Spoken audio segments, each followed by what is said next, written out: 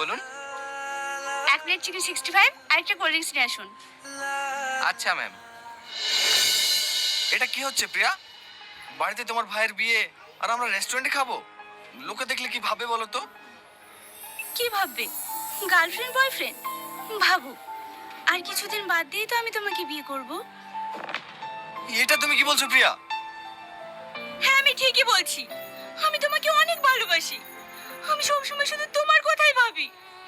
তুমি জানো, তুমি প্রথম যেদিন আমাদের বাড়িতে এসেছিলে, আমি সেদিনই তোমার প্রেমে পড়ে গেছি। আমি তোমাকে বিয়ে করতে চাই এখন।